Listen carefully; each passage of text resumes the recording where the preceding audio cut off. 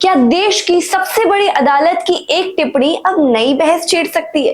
क्या बेरोजगार युवाओं को लेकर कही गई एक लाइन लाखों लोगों की भावनाओं को चोट पहुंचा सकती है?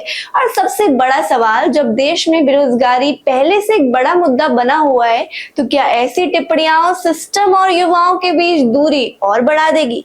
नमस्कार, इस वक्त आप देख रहे हैं न्यूज आई और आपके साथ मैं हूं लक्षिता अरोड़ा। भारत के सुप्रीम कोर्ट में शुक्रवार को नकली लॉ डिग्रियों और कानूनी पेशों से जुड़े मामलों की सुनवाई के दौरान एक ऐसी टिप्पणी सामने आई है जिसने अब नई बहस छेड़ दी है। सुनवाई के दौरान भारत के मुख्य न्यायाधीश ने कथित तौर पर कहा कि कुछ लोग बेरोजगार युवा कॉकरोच की तरह होते हैं। बताया जा रहा है कि अदालत में चर्चा नकली डिग्रियों, फर्जी वकालत और कानूनी पेशे की गिरती विश्वसनीयता को लेकर चल रही थी। इसी दौरान मुख्य न्यायाधीश ने टिप्पणी करते हुए कहा कि कुछ ऐसे लोग जिन्हें ना तो कोई रोजगार मिलता है और ना ही पेशे में कोई जगह बन पाती है, वो इंटरनेट मीडिया में चले आते हैं, कुछ आरटीआई एक्टिविस्ट बन जाते हैं और फिर हर किसी पर हमला करना यूं ही शुरू कर देते हैं। ये टिप्पणी सामने आने के बाद अब सोशल मीडिया पर तीखी प्रतिक्रिया भी देखने को मिल रही है। कई लोग इसे न्यायपालिका की नाराजगी और सिस्टम के दुरुपयोग पर टिप्पणी बता रहे हैं, तो वहीं कई लोगों का कहना है कि बेरोजगार युवाओं की तुलना कॉकरोच जैसे शब्द से करना बेहद ही आपत्तिजनक और असंवेदनशील है।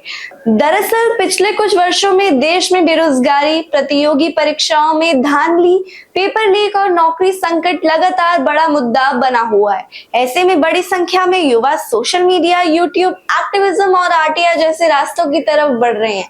कई मामले में आरटीआई कार्यकर्ताओं ने भ्रष्टाचार और प्रशासनिक गड़बड़ियों को उजागर भी किया है, लेकिन दूसरी तरफ अदालतों और सरकारी संस्थाओं की तरफ से ये भी आरोप लगाया जाता है कि कुछ लोग आरटीआई और सोशल मीडिया का इस्तेमाल व्यक्तिगत एजेंडा या फिर अनावश्यक दबाव बनाने के लिए करते हैं।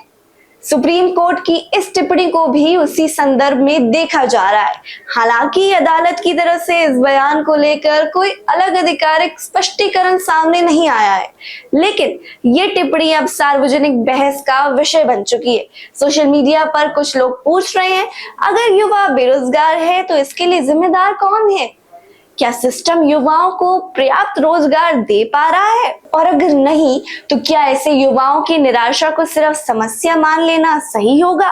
वहीं कुछ लोग अदालत की टिप्पणी का समर्थन करते हुए कह रहे हैं कि सोशल मीडिया और आरटीआई के नाम पर कई लोग बिना तथ्यों के ही संस्थाओं और व्यक्तियों को निशाना बनाते हैं, जिससे सिस्टम पर अनावश्यक दबाव पड़ता है। यानी कि यह मामला अब सिर्फ एक टिप्पणी तक सीमित नहीं रह गया है, ये बहस बन चुकी है।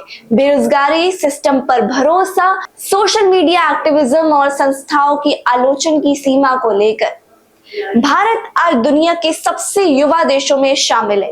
हर साल लाखों छात्र डिग्रियां लेकर नौकरी बाजार में उतरते हैं, लेकिन रोजगार के अवसर उसी गति से नहीं बढ़ पा रहे हैं। ऐसे में social media, freelancing, YouTube, activism और आरटीआई जैसे रास्ते कई युवाओं के लिए विकल्प बन चुके हैं।